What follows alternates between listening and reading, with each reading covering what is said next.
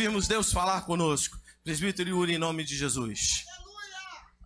Graças a Deus. Mais uma vez, saúdo a amada igreja com a paz do Senhor.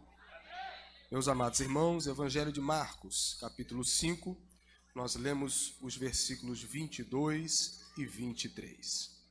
Glória a Jesus. Bendito é o nome do Senhor. Evangelho de Marcos, capítulo 5, versículos 22 e 23.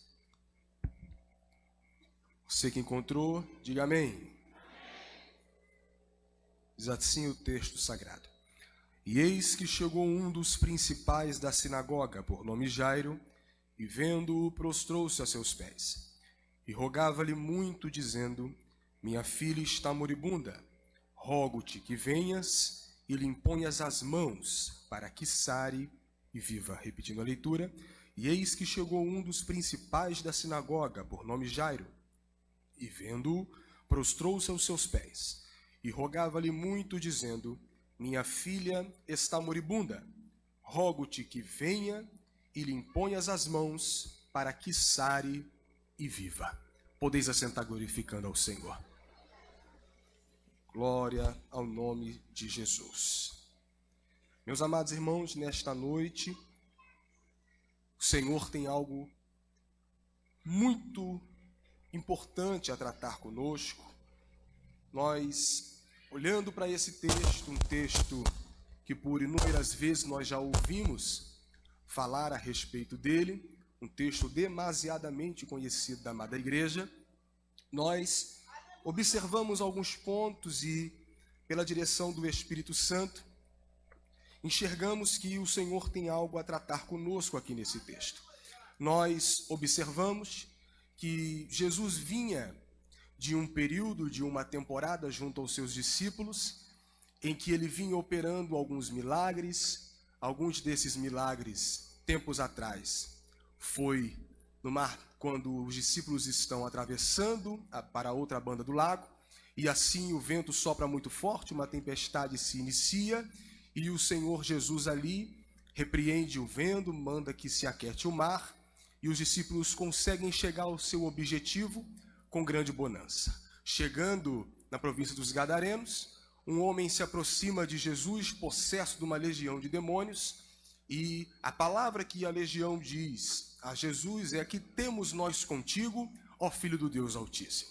Jesus ali realiza uma grande obra de libertação na vida daquele homem, toma novamente a embarcação e volta para a outra banda do lago. Chegando então do outro lado, uma multidão se aglomera, e junto àquela multidão, parece que, surpreendentemente, vem um homem muito conhecido naquela região, muito conhecido em Cafarnaum, um homem por nome de Jairo. Esse homem era um homem muito conhecido porque ele era nada mais nada menos que o dirigente, o responsável pela sinagoga local. Ele era o principal da sinagoga. Este homem tinha por função, ele tinha por responsabilidade cuidar de toda a liturgia, de toda a administração. Era ele quem organizava as orações, era ele quem era responsável pelo ensino dentro da sinagoga, embora naquela sinagoga não fossem feitos sacrifícios, somente no templo em Jerusalém. Mas ele era o responsável por aquela sinagoga local. Esse homem que tinha essa função e essa alta patente no sistema religioso da época, ele agora enfrenta um problema. E o problema que esse homem enfrenta é que a sua filha, provavelmente a sua única filha, está muito doente. Nós observamos de imediato que, independente da classe social, independente do grau de escolaridade, independente de qualquer status ou de qualquer posição que nós possamos ter, já foi dito aqui nesta noite que todo e qualquer ser humano está possibilitado ou tem a probabilidade de viver momentos difíceis. Então, o fato de Jairo ser um homem de alta patente no sistema religioso da época não o impossibilitava de viver dias difíceis, não impossibilitava de que aflições batessem à sua porta, por mais certo que ele pudesse fazer, cumprindo toda e qualquer das suas obrigações, enquanto um principal da sinagoga não iria isentar que algum mal sobreviesse sobre a sua vida, sobre a sua casa, ou neste caso, sobre a vida de sua filha. Aqui nós podemos entender: sol nasce para justo, nasce para injusto, enfermidade pega em crente, enfermidade pega em não crente, desemprego chega para quem serve a Deus com integridade, como também chega para quem não serve a Deus com integridade. Mas nós sabemos que o Senhor Jesus nos deu uma orientação, e ele, dizendo aos discípulos, disse o seguinte: digo-vos isto para que em mim tenhais paz. No mundo tereis aflições, mas tende bom ânimo, eu venci o mundo. Parece que o discurso é um tanto controverso, porque ele diz: digo-vos isto para que em mim tenhais paz, no mundo tereis aflições. Se alguém analisasse um pouquinho o que Jesus estava dizendo, poderia parecer até brincadeira, mas ele não estava dizendo que você vai ter paz no carro do ano que você tem, no seu contra-cheque que te dá um sorriso bem-aventurado, te possibilita viagens, coisas boas. Não, ele diz: digo-vos isto para que em mim tenhais paz. O único lugar que transmite paz para o homem, o único lugar onde o homem possa estar fundamentado para que ele possa gozar de uma vida de paz, é na pessoa bendita de Jesus. É edificado no poder da sua palavra. Oh, halamassuri canta, alabaxerebeque alabás, rimi canto, rimi calabachuri mendi alahás. Eu sei, meu irmão, que você pode enfrentar dificuldades ao longo deste ano, mas Jesus nos trouxe aqui para te dizer: digo-vos isto para que em mim tenhais paz. Tenha a sua vida edificada em Cristo. Jesus, ensinando, vai estar perto de concluir o seu sermão, e ele vai dizer: todo aquele, pois, que escuta estas minhas palavras e as pratica, assemelhá-lo-ei ao homem prudente, que edificou a sua casa sobre a rocha. E desceu a chuva, sopraram ventos, correram rios, bateram com ímpeto contra aquela casa, mas a casa não caiu, porque estava edificada sobre a rocha. A questão não é você viver ou não viver aflições, a questão é onde nós estamos edificados quando as aflições batem à nossa porta. Eu quero dizer para você que o desemprego te alcançou, mas você é alguém que vive sem Jesus. Eu quero dizer para você que o divórcio alcançou o teu casamento, mas você é uma pessoa que vive sem Jesus. Eu quero dizer para você que tem um ente querido em estado terminal, mas você é alguém que vive sem Jesus. Esta noite é a oportunidade de você sair daqui com a paz no teu coração e com uma vida edificada em Cristo Jesus. Esse homem está vivendo um período complicado, mas isso também não retira dele uma capacidade de reversão,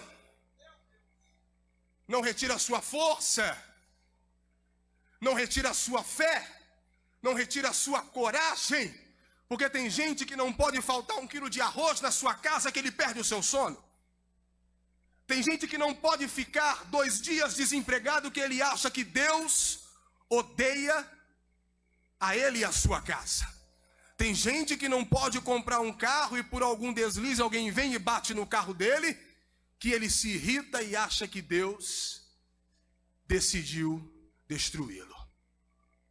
Esse homem está vivendo um momento muito difícil, mas ele não fica em casa choramingando. Ele não fica no Facebook minando a fé de ninguém.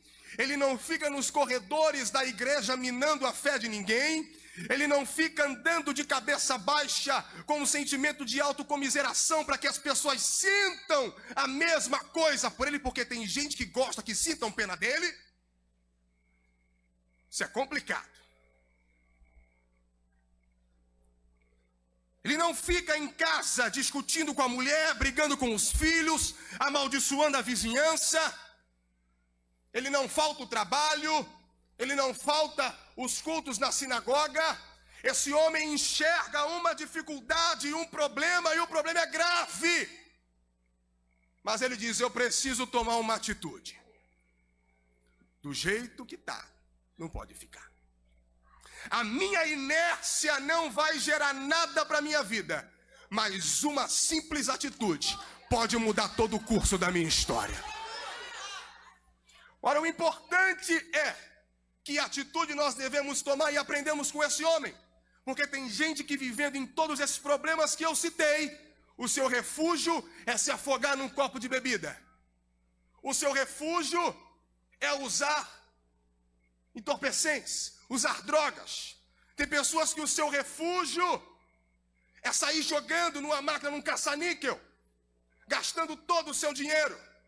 Ele busca um refúgio, só que Jairo, mesmo sendo um fariseu, mesmo sendo responsável por uma sinagoga, mesmo sendo um homem que tinha todo um sistema religioso que poderia se voltar contra ele, que poderia perder até mesmo o seu status, poderia perder a sua posição, ele diz: eu enfrento tudo, mas eu vou ao encontro de Jesus.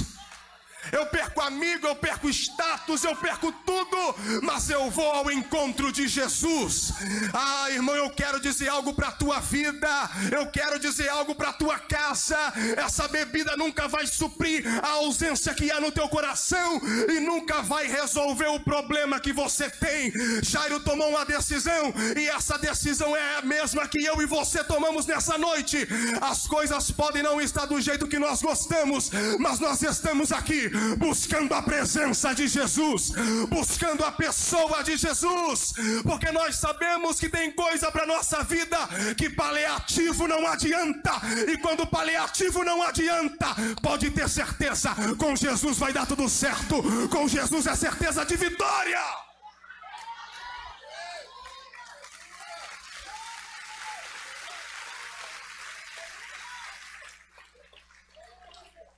Esse homem se aproxima de Jesus e as palavras dele são muito claras. Diz o texto que ele, vendo a Jesus, prostrou-se aos seus pés, o adorou e rogava, pedia insistentemente e dizia: minha filha está moribunda. É como se esse homem se aproximasse de Jesus e dissesse: a minha filha está num estado que não é o normal.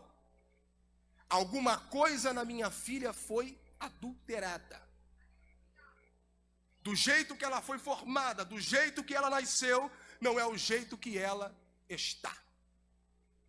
Porque nós sabemos que estado é algo que nós somos em dado momento, é achar-se em uma condição. Então ele está dizendo: a condição da minha filha é moribunda. Ela está muito doente, ela está agonizando, ela está quase à morte. E esse não é o normal da minha filha. Você sabe que o normal do teu filho não é te respondendo dessa forma. Você sabe que o normal do teu cônjuge não é chegar em casa nesse horário. Você sabe que o normal das pessoas com que você convive não é da forma com que elas estão te tratando.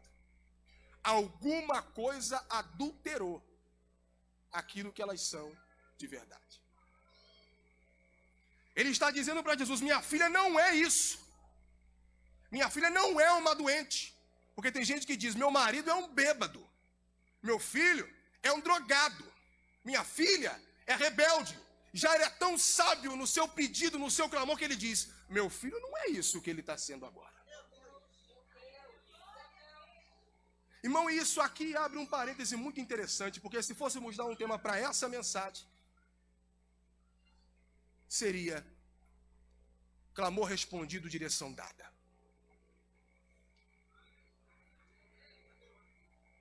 Mas até para clamar nós precisamos ter direção no nosso clamor, sermos objetivos nas nossas orações. E eu vou dizer algo aqui que não é demérito. Nós, os crentes pentecostais, temos o hábito de orar por tudo sem ter o conhecimento de nada.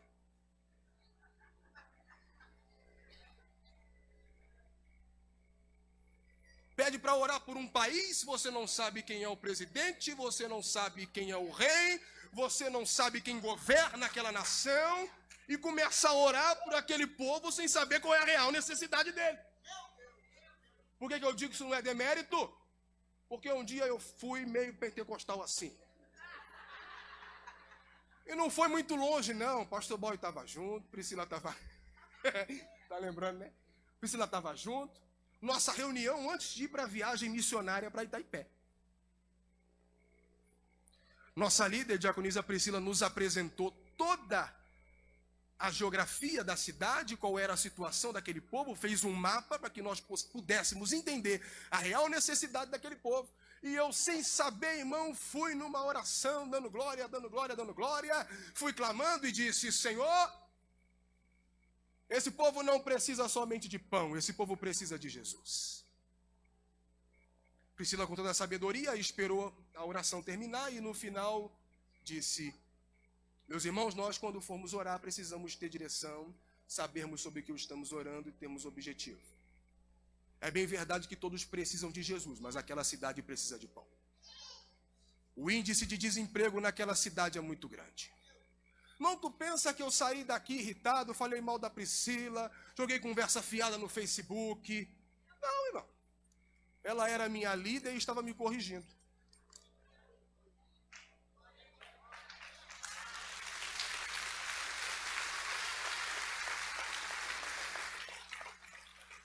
Nunca mais orei sem objetivo, sem direcionamento, sem saber qual é a real necessidade de alguém. Eu acho isso aqui lindo no Rema, porque os nossos ministros, os nossos obreiros são pessoas altamente espirituais e oram com revelação. Eu acho lindo quando está no seminário de guerra espiritual e eu preciso levar algo para a pastora e está missionário Olívia e pastora Ana Lúcia intercedendo pela pastora Raquel, com coisas que a nossa pastora não falou para ninguém, e elas ali direcionadas por Deus na real necessidade. Então esse homem, quando chega, ele chega dizendo o que ele precisa, a sua real necessidade, ele dá todo um mapa para Jesus, e isso não é autoritarismo, isso não é altivez, isso não é soberba. Isso é simplesmente não ser aleatório nas suas petições. É gente que um dia pede para Deus abençoar o filho, no dia seguinte diz que o filho é um endemoniado.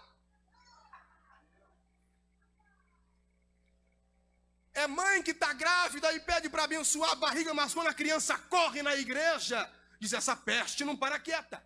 É gente que não tem direcionamento. Mas esse homem está dizendo: minha filha está moribunda, esse não é o normal dela, ela está agonizando, ela está quase morrendo, mas eu te peço insistentemente, por favor, venhas, imponhas as tuas mãos, para que ela sare e viva. Irmão, isso aqui é de uma grandeza. Oh, Siri Calamachou, Elebacalabás. Senhor, eu preciso que o Senhor venha até a minha casa, imponha as mãos sobre ela, porque se eu colocar pode não dar certo, se eu der uma novalgina pode dar errado, ou pode ser como até a minha avó que faleceu, que grávida, deu um melhoral na sua primeira gestação e perdeu os gêmeos, tomou algo que não devia, não sabia o que fazer e deu tudo errado, mas ele disse: se o Senhor for lá, o Senhor sabe como fazer, o Senhor sabe como tratar, e eu tenho a certeza que é milagre na certa.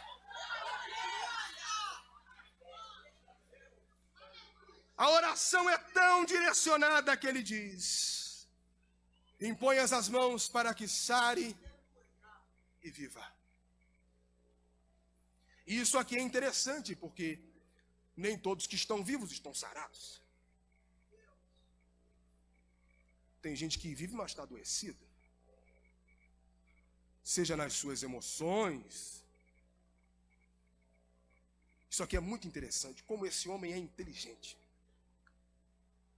Porque sarar é restituir a saúde a quem está doente. Sabe o que ele está pedindo? Torna do jeitinho que ela era. Ela era sã. Ela não agonizava. Ela não xingava. Ela não me respondia.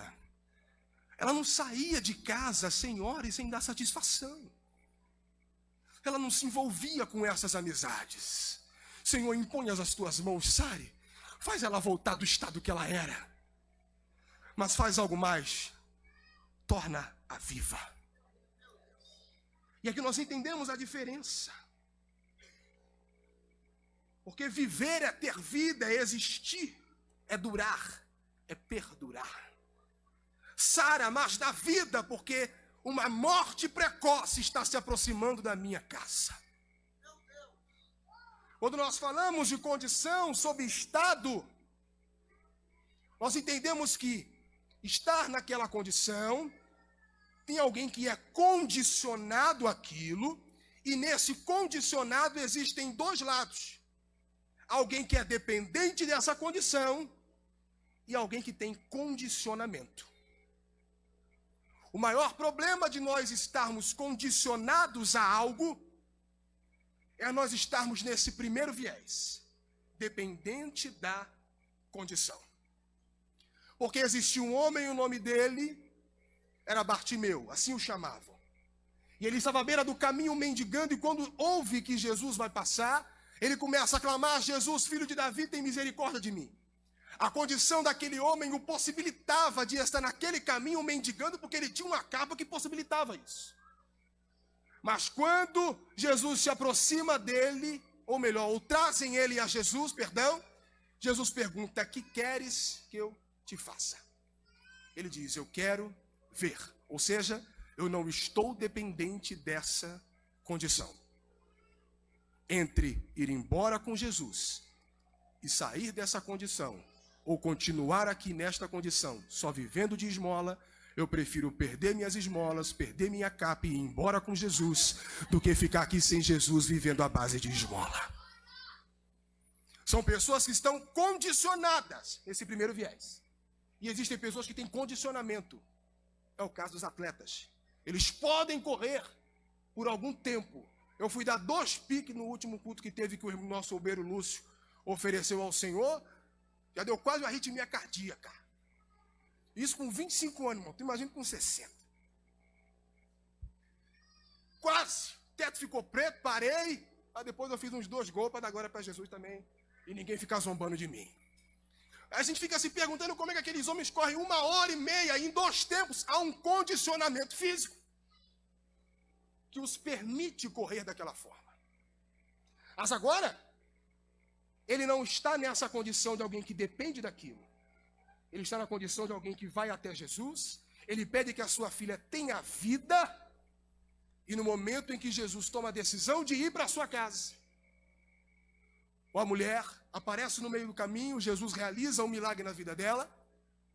E chega alguém da casa dele e diz: por que enfadas o mestre? Tua filha está morta. Alguém chegou trazendo uma notícia ruim e dizendo para ele: você não precisa mais entediar a Jesus, você não precisa mais clamar, pedir para que ela volte ao estado que ela era, porque ela já morreu. Pior do que ela está doente, agora ela está morta.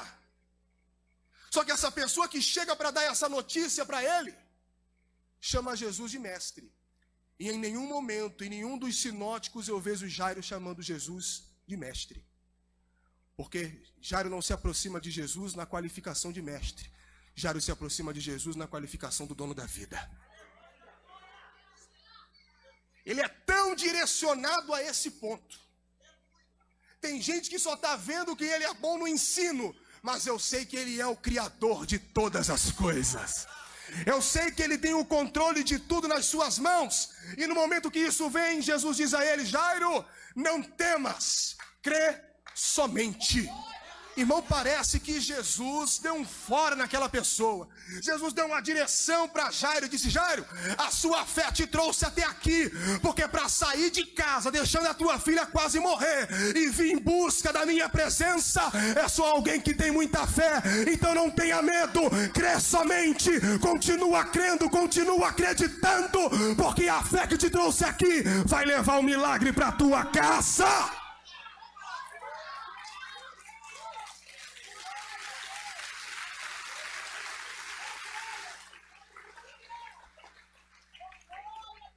tem um outro sentido. Porque Jairo, antes de qualquer coisa, não chamou o SAMU. E não está errado não, irmãos. Eu vou dizer aqui, bem claro. Ele não chamou o médico. Quando ele sentiu que estava dando problema, vou para Jesus. Mas Jesus opera tanto na vida daquele que vem primeiro para a sua presença, quanto na vida daquele que, antes de qualquer coisa, chama um médico, faz seus exames e está precisando de um socorro. Porque a mulher do fluxo de sangue primeiro procurou os médicos, mas quando veio para Jesus, Jesus curou também. Então o que Jesus está dizendo para ele: Jairo, não temas, que é somente, porque se eu operei na vida de alguém que não me buscou em primeiro lugar, o que dirá na tua vida que antes de qualquer coisa veio para a minha presença? Jesus tem prazer em operar na vida daqueles que o colocam como primazia. E então Jesus vai até a casa dele. Eu me encaminho para o final. Chegando na casa, já tem carpideira, já tem músicos. Jesus manda aquele povo sair, entrar no quarto com 3 dos seus discípulos. E ali Jesus diz algo: Talita cumi, levanta-te, menina. Quando a menina se levanta, logo depois ela se assenta e as pessoas ficam um pouco perturbadas. Jesus diz para que não contem a ninguém, mas que lhe dessem de comer. Porque o tema da nossa mensagem seria hoje clamor respondido, direção dada. Porque o clamor de Jairo foi: minha filha está moribunda, rogo-te que venhas e lhe imponhas as mãos para que sares e viva. O clamor de Jairo havia sido respondido. Jesus veio, entrou na sua casa, impôs as mãos sobre a menina foi sarada e voltou a viver. Mas agora vem uma direção de Jesus para ele. E o texto diz: e disse-lhes que lhe dessem de comer.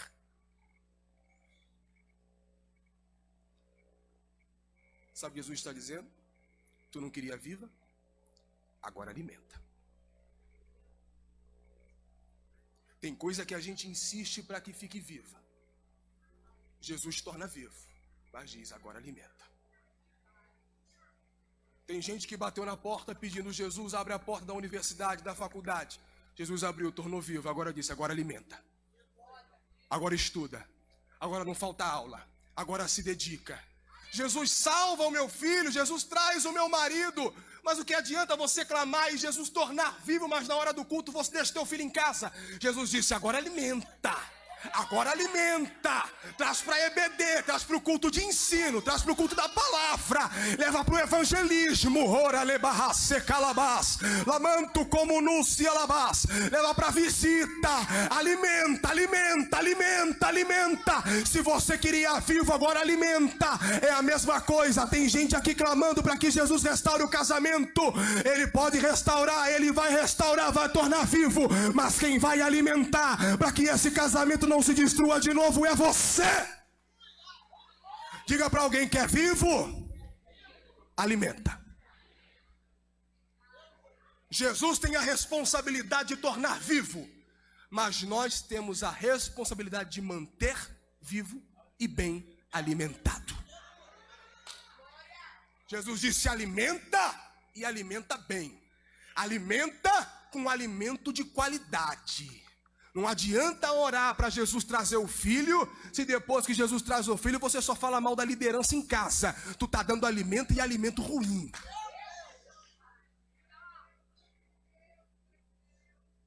E disse-lhe que lhes desse de comer.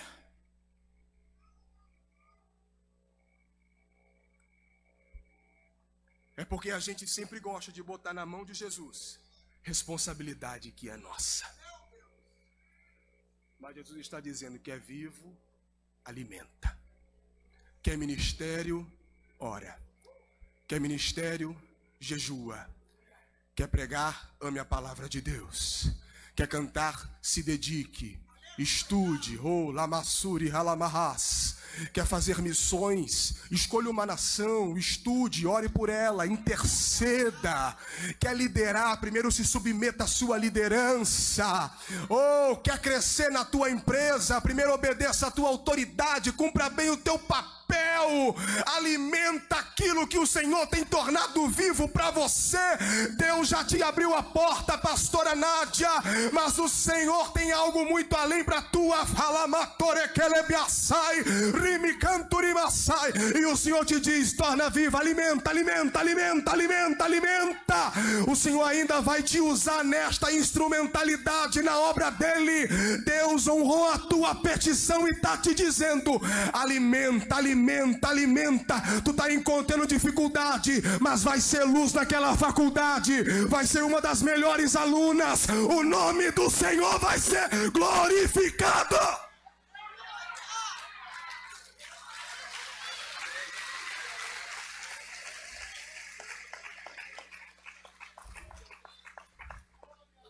O milagre aconteceu.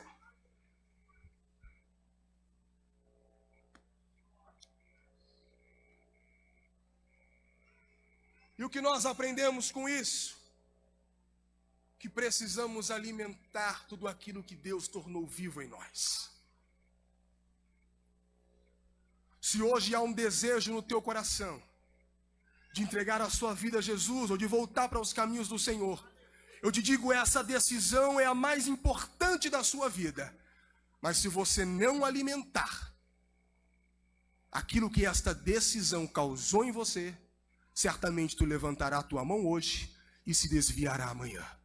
Mas se você alimentar com a palavra de Deus tudo aquilo que esta decisão está tornando vivo hoje, certamente, além de não se desviar, você vai trazer muitas almas para Jesus. Você vai ser alguém que vai ganhar almas para o reino de Deus.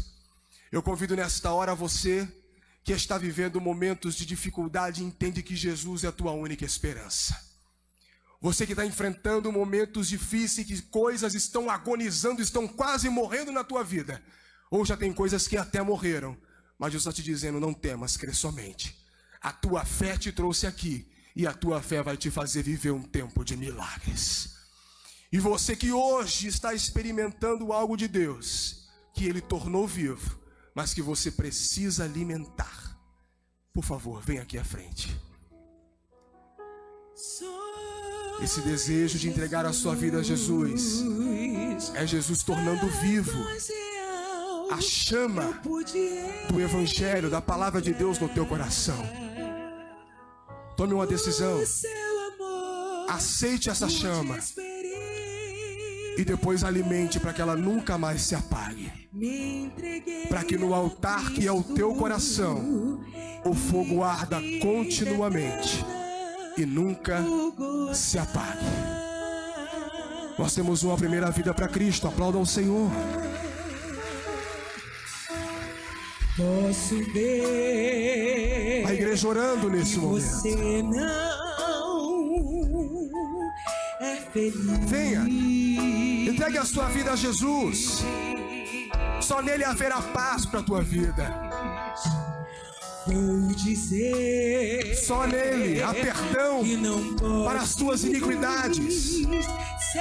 Só em Jesus há restauração para a tua vida.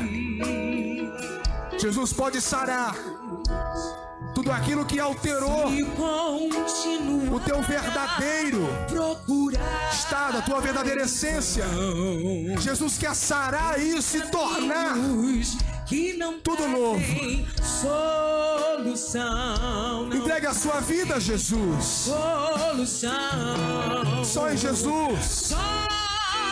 Oh, redecia halabashuri me calabás. A paz real você vai encontrar. O seu amor vai experimentar. Venha Jesus Cristo e a vida eterna vai gozar.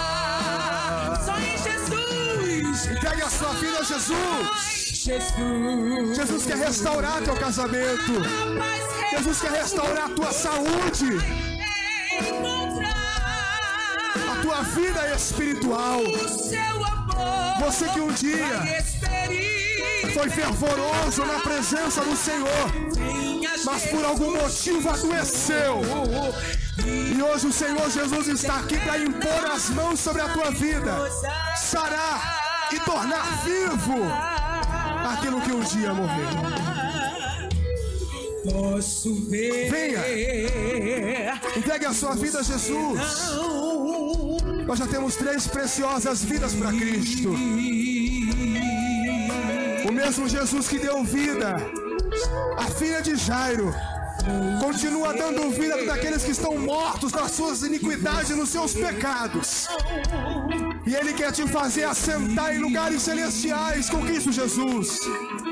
Te dá uma nova vida. E Ele nos diz: vinde a mim, todos vós que estáis cansados e sobrecarregados, e eu vos aliviarei. Em caminhos que não trazem solução. A igreja de pé adorando a Jesus. Só em Jesus a paz real. Você vai. Aleluia! Os pastores orando. O seu amor vai experimentar. Vem a Jesus Cristo, e a vida eterna vai gozar. Só em Jesus, só em Jesus. Tem mais um jovem para Cristo, aplauda o Senhor. Mais real, você vai encontrar. Aleluia! O seu amor vai experimentar. Venha Jesus Cristo, e a vida eterna. Jesus nos diz: eu sou o caminho, a verdade e a vida. Ninguém vem ao Pai senão por mim. Jesus é o único mediador entre Deus e os homens. Entregue a sua vida a Jesus. Permita que Ele torne vivo aquilo que um dia morreu em ti, para que você possa gozar de uma nova vida em Cristo. Que o Senhor te abençoe. E você que recebe esta palavra, aplaude e glorifique ao santo nome do Senhor.